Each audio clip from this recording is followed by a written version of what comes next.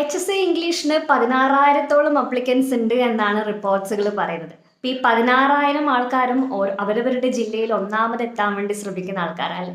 അതൊരു വലിയ കടമ്പ തന്നെയാണ്. ഞാൻ എൻ്റെ സ്റ്റുഡൻസിനോട് പറയുന്ന പോലെ നമ്മൾ എപ്പോഴും ഒരു കാര്യം പഠിക്കുമ്പോൾ ചട്ട മുതൽ ചട്ട വരെ പഠിക്കണം. എങ്കിൽ നമുക്ക് എപ്പോഴും വിജയിക്കാൻ വേണ്ടി പറ്റും. അകവും പുറവും പഠിച്ചിട്ട് ഒന്നും ഒഴിവാക്കാൻ പറ്റാത്ത രീതിയിൽ നമ്മൾ പഠിച്ചു കഴിഞ്ഞാൽ നമ്മളെ എപ്പോഴും ഒന്നാമതേക്ക് എത്തും.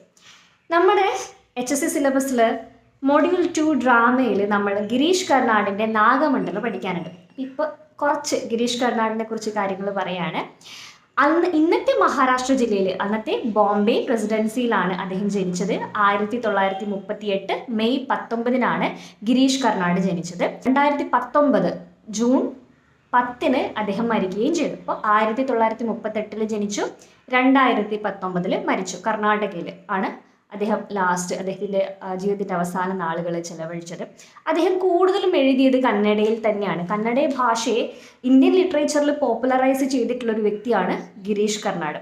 അദ്ദേഹം ഒരു പ്ലേറൈറ്റാണ്, നോവലിസ്റ്റാണ്, അതേപോലെ തന്നെ ഫിലിം മേക്കറാണ്, ആർട്ടിസ്റ്റാണ്. അങ്ങനെ ഒരുപാട് മേഖലകളിൽ തിളങ്ങി നിന്നിട്ടുള്ള വ്യക്തിയാണ് ഗിരീഷ് കർണാട്. അതേപോലെ തന്നെ ഇന്ത്യൻ റൈറ്റേഴ്സിൻ്റെ ഇടയിൽ നിന്നും ഓക്സ്ഫോർഡ് യൂണിവേഴ്സിറ്റിയിൽ പഠിച്ചിട്ടുള്ള ഒരു വ്യക്തിയും ഗിരീഷ് കർണാടാണ്. ഒരുപാട് ആൾക്കാർ പഠിച്ചിട്ടുണ്ട്. എന്നിരുന്നാലും നമ്മുടെ സിലബസിലേക്ക് എടുക്കുമ്പോൾ ഗിരീഷ് കർണാട് ഓക്സ്ഫോർഡ് യൂണിവേഴ്സിറ്റിയിൽ പഠിച്ചൊരു വ്യക്തിയാണ് എന്ന് ഓർത്തിരിക്കുക.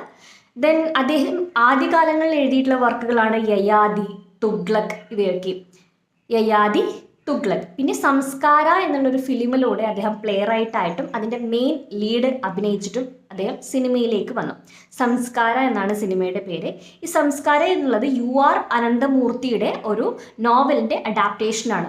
UR അനന്തമൂർത്തി എഴുതിയിട്ടുള്ളൊരു ആൻറ്റി കാസ്റ്റ് നോവലാണ്. ആൻറ്റി കാസ്റ്റ് നോവലിൻ്റെ അഡാപ്റ്റേഷനായിട്ട് സംസ്കാര എന്ന പേരിൽ തന്നെ സിനിമ വന്നു. അതിൻ്റെ പ്ലേറൈറ്റും മെയിൻ ആക്ടറും ആരാണ്?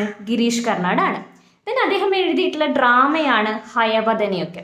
ഈ ഹയവദന എഴുതിയപ്പോൾ അദ്ദേഹത്തിന് പത്മശ്രീ ലഭിച്ചു.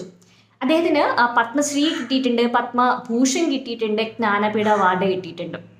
ഓക്കെ, അപ്പോൾ ഹയവദന എഴുതിയ സമയത്താണ് അദ്ദേഹത്തിന് പത്മശ്രീ കിട്ടുന്നത്.